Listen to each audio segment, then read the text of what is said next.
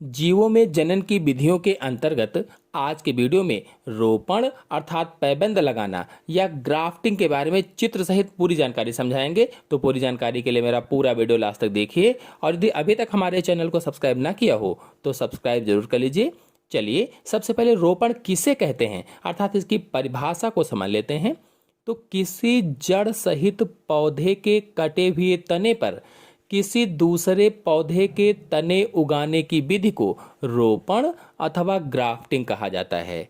बताया गया है कोई जड़ सहित पौधा का कटा हुआ तना है और उस पर किसी दूसरे पौधे के तने को उगाया जाए तो इसे ही ग्राफ्टिंग अथवा रोपण कहा जाता है। मतलब दो अलग अलग पौधों की शाखाओं को आपस में जोड़कर जब नया पौधा बनाया जाता है तो उसे ही ग्राफ्टिंग कहते हैं। और इस विधि में किसी घटिया नस्ल के पौधे की टहनी काटकर उस पर किसी अच्छे नस्ल के पौधे की एक जैसी टहनी या कलम काटकर लगा दी जाती है। कहने का इस लाइन का मतलब ये हुआ कि इस विधि द्वारा एक ही जाति के निम्न किस्म के या इंफीरियर वैरायटीज के पौधे को उत्तम किस्म के या सुपीरियर वैरायटी के पौधे में परिवर्तित किया जाता है। अर्थात ग्राफ्टिंग या रोपण में दो अलग अलग पौधों की शाखाओं को परस्पर जोड़कर एक अच्छा पौधा बनाया जाता है, विशेष पौधा बनाया जाता है या पौधे के रूप में उसको विकसित किया जाता है। और इसमें घटिया किस्म वाला पौधा मृदा में लगाया जाता है। जो घटिया किस्म का पौधा होता है उसे मृदा में लगाते हैं। इसलिए कहा गया है कि घटिया नस्ल के पौधे को जिस पर कलम लगाई जाती है स्टॉक कहते हैं। जो स्टॉक है वो देखिए चित्र में नीचे लगाया गया है। ये घटिया नस्ल का पौधा होता है जो नीचे की तरफ लगाया जाता है। और अच्छी नस्ल वाला पौधा सियान कहलाता है जो ऊपर होता है। जो अच्छी नस्ल का है वो ऊपर की तरफ है, जो घटिया नस्ल का है वो नीचे की तरफ है।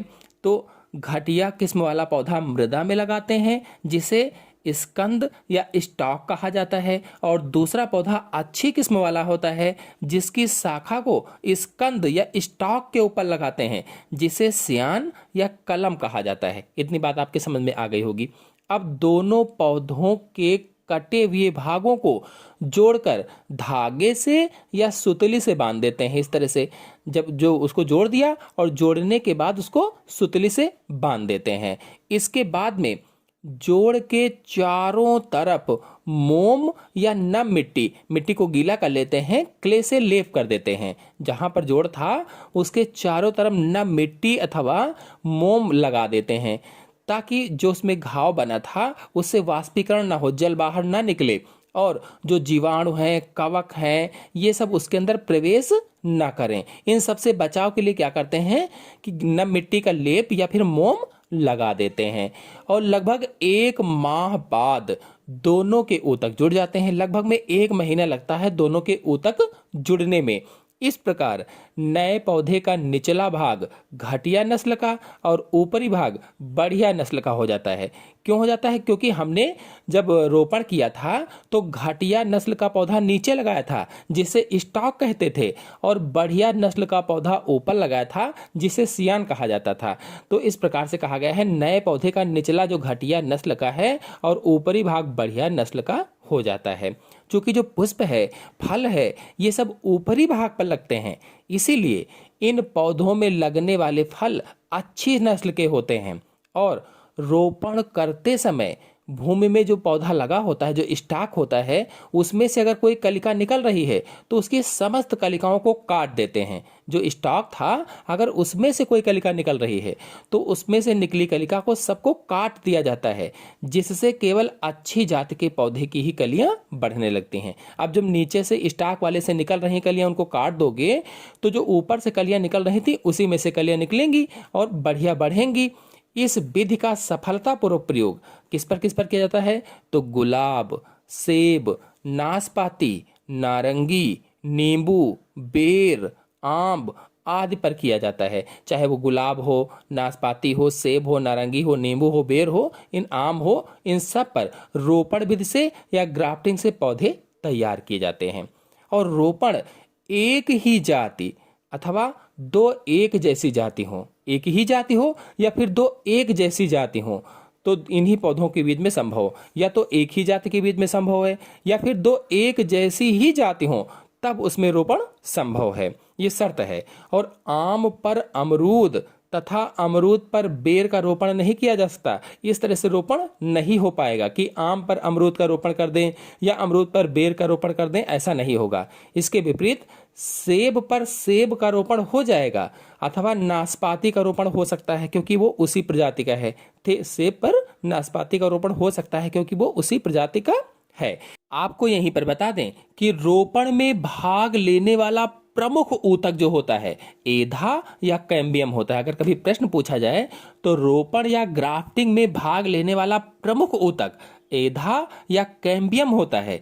इसीलिए रोपण विधि केवल उन्हीं पौधों में प्रयुक्त की जा सकती है जिनमें एधा पाया जाता है, जैसे द्विबीजपत्री जो होते हैं, जो डाइकोटिलिडनस प्लांट होते हैं, डाइकॉट्स होते हैं, उनमें रोपण विधि अपनाई जा सकती है। और अनावृत बीजी पौधे जो होते हैं यानी जिम्नोस्पर्म जो होते हैं, उनमें भी अपनाई जा सकती है।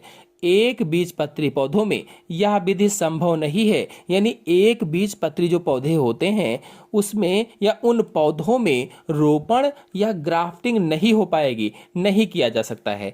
जबकि द्विबीजपत्री और अनावृत बीजी यानी कि डाइकॉट्स और जिम्नोस्पर्म में किया जा सकता है। क्यों किया जा सकता है? क्योंकि मैंने बताया कि रोपण में भाग लेने वाला जो प्रमुख ऊतक है वो एधा या कैम्बियम होता है और रोपण विधि केवल उन्हीं पौधों में प्रयुक्त की जा सकती है जिनमें एधा पाई जाती है। अब स्टाक तथा सियान की जो कटाव के आधार हैं, स्टाक तथा सियान के कटाव के आधार पर रोपण करने की भिन्न भिन्न विधियां हैं, कई सारी विधियां हैं, जिसमें से पहली है जीन विधि।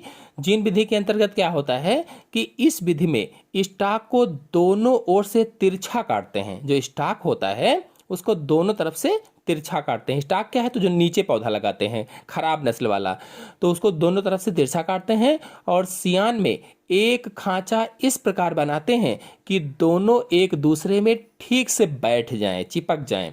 इसके बाद में जोड़ के चारों ओर सुतली बांधकर मिट्टी का लेप लगा देते हैं और स्टाक से पौधे का नीचे का भाग सियान से वायवीय भाग बनता है। जो स्टाक होता है वो पौधे का नीचे का भाग बनाता है और जो सियान होता है वो ऊपर का भाग बनाता है।